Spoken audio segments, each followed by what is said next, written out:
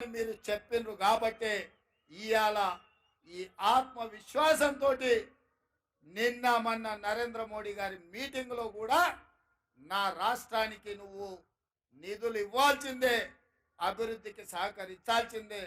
నువ్వు గుజరాత్కు bullet train వేసుకున్నా, Sabarmati river front కట్టుకున్నా, గిఫ్ట్ సిటీ కట్టుకున్నా, నా పాలమూరుకో నా తెలంగాణకు నాకు ఎందుకు ఇవ్వవు అని చెప్పి సభాముఖంగా ఆయన ఎదురుగానే తుమ్మిడేటి కట్టుకోవడానికి మాకు అనుమతులు ఇప్పించాలి, మెట్రో రైలు నిర్మించుకోవడానికి నువ్వు నిధులు విడుదల చేయాలి, మూసీ రివర్ డెవలప్మెంట్కు నువ్వు సహకరించాలి, స్కైవేలు ఫ్లైఓవర్లు కట్టుకోవడానికి నిధులు ఇవ్వాలి, మెట్రో రైలుకు నిధులు ఇవ్వాలి, మా పాలమూరు రంగారెడ్డి ఎత్తిపోతల పథకానికి జాతీయ పథకం ఇవ్వాలని నరేంద్ర మోడీ గారు ఎదురుగానే చెప్పిన.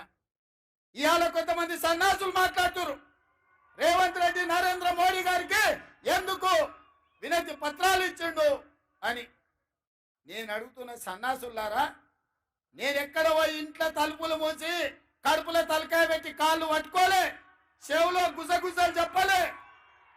బాజాప్తా ప్రధానమంత్రిగా ఈ రాష్ట్రానికి వస్తే ముఖ్యమంత్రిగా నా బాధ్యతను నెరవేర్చిన. అతిథి మన ఇంటికి వచ్చినప్పుడు మర్యాద ఇవ్వడం మన సంస్కారం అని నేను విశ్వసించిన, నమ్మిన. మర్యాద ఇవ్వడం మన బలహీనత కాదు. మర్యాద ఇవ్వడం వల్ల మన గౌరవం పెరుగుతుంది.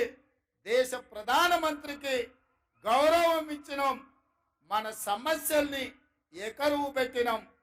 రేపు ఒకవేళ భారతీయ జనతా పార్టీ మనం అడిగిన నిధులు ఇవ్వకపోయినా, మనం అడిగిన అనుమతులు ఇవ్వకపోయినా చాకి రేవు పెట్టి చిరిగేదాకా ఉతికే బాధ్యత నేను తీసుకుంటా. నరేంద్ర మోడీ తెలంగాణ అభివృద్ధిలో మనకు సహకరించకపోతే తెలంగాణ రాష్ట్రమే కాదు, దేశంలో అన్ని రాష్ట్రాలు తిరిగి నరేంద్ర మోడీకి వ్యతిరేకంగా నిలబడి కొట్లాడతా అని చెప్పి నేను ఈ వేదిక మీద నుంచి మాటిస్తున్న మిత్రులారా. మన మంచితనం చేతగానితనం కాదు, మన మర్యాద మన ప్రాంతానికి మేలు జరగాలనేది. రాష్ట్ర కేంద్ర ప్రభుత్వాల మధ్యలో సంఘర్షణ వైఖరి ఉంటే అది చివరికి రాష్ట్రానికి తెలంగాణ ప్రజలకు నష్టం జరుగుతుంది. సంఘర్షణ వైఖరి ప్రభుత్వాల మధ్యలో ఉండొద్దు అన్న ఆలోచనతోని తెలంగాణ రాష్ట్ర ప్రభుత్వం తరఫున భారత ప్రభుత్వానికి వినతి పత్రాలు ఇచ్చినాం. మన రాష్ట్రానికి రావాల్సిన హక్కుల గురించి మాట్లాడినాం. విఘ్నత ఉండాలి, మన మీద మనకు విశ్వాసం ఉండాలి. రాష్ట్రానికి ఏం దేవాలనో ఏం రావాలనో నాయకుడికి అవగాహన ఉండాలి. అందుకే విఘ్నతతో కూడుకున్న వినతి పత్రాలు ఈ దేశ ప్రధానమంత్రికి ఇచ్చినాం. ఇంకొక ఆయన అంటాడు 6 అడుగులు పెరిగిండు కానీ ఆయనకు మెదడు ఎక్కడుందో నాకు తెలియదు. గాయలు ఎన్నడో చెప్పిన దూలం లెక్క పెరిగిండు కానీ దూడకున్న బుద్ధి లేదని. ఇవాళ హరీష్ రావు మాట్లాడుతున్నాడు, మీరు అందరు చూసి వచ్చేటప్పుడు జర ఆలస్యమైంది, ట్రాఫిక్ జామ్ అయింది. ఒక ఆయన సైకిల్ మోటార్ మీద వచ్చేట ఆయన తలుపు కొట్టి ఇంకో మాట చెప్పాలన్నాడు. ఏందయ్యా అన్న, బీఆర్ఎస్ అంటే నీకు తెలుసా సార్ అన్నాడు. ఏందోనే వాళ్ళు ఏదో భారత రాష్ట్ర సమితి అన్నారు కదా అంటే, అది కాదు సార్, అది బిల్లారంగ సమితి. నువ్వు ఎప్పుడు బిల్లారంగ అంటావు కదా, ఒకటి బిల్లా ఇంకోటి రంగా, 2 కలిపితే సమితి. బీఆర్ఎస్ అంటే బిల్లారంగ సమితి అని చెప్పిండు. నాకు నిజంగానే హరీష్ను కేటీఆర్ను చూస్తుంటే అది బిల్లారంగల సమితి లాగానే ఉంది. ఇంతకుముందే మా ఇంకన్నా చెప్తున్నాడు, మేము 10 ఏళ్ళు కష్టపడి మీ సేవ చేయాలన్న ఆలోచనతోటి ఈ రాష్ట్రాన్ని అభివృద్ధి పదం వైపు నడిపించాలి. పనిమంతులుగా మేముంటే గాజ కింద పందికొక్కులాగా 10 ఏళ్ళు ఈ రాష్ట్రాన్ని దోసుక తిన్నారు. ఇప్పుడు నీ స్పీచ్లో చెప్పు అని చెప్పి కోమటిరెడ్డి వెంకటరెడ్డి గారు నాకు చెప్పారు. నిజమే, గాజ కింద పందికొక్కులాగా ఇవాళ ఈ తెలంగాణ రాష్ట్రాన్ని దిగమింగిన కేసీఆర్ కుటుంబం ఇవాళ పదవి పోతే మతి భ్రమించి మన మీద మాట్లాడుతుంది.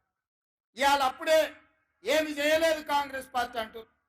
నేను అడుగుతున్న 10 ఏళ్ళు అంటే 3650 రోజులు ఈ రాష్ట్రంలో కేడి 3650 రోజులు అధికారంలో ఉంటే కేంద్రంలో నరేంద్ర మోడీ 3650 రోజులు ఉన్నారు. పాలమూరు రంగారెడ్డికి జాతీయ హోదా ఇచ్చిండ్రా?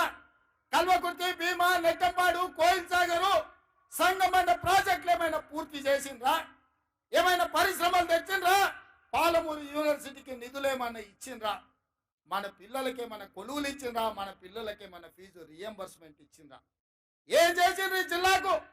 ఆనాడు కరీంనగర్ జిల్లా నుంచి సాగు తప్పి కన్నులు ఎట్టబోయి వలస వచ్చి పాలమూరు జిల్లా ప్రజల కడుపుల తలకాయ పెట్టి కాళ్లకు దండం పెడితే మనం కదా ఆదరించి పార్లమెంటుకు పంపించింది చంద్రశేఖర్ రావు. 2009లో మేము గెలిపిస్తే సోనియమ్మ తెలంగాణ రాష్ట్రం ఇస్తే మా ఎంపీ గుండి ఈ తెలంగాణ రాష్ట్రానికి ముఖ్యమంత్రి అయినాం. ఒక్క రోజైనా ఆనాడు ఆర్టీఎస్ కోసం నీళ్ల కోసం పాదయాత్ర చేసినా అని చెప్పినావు కదా.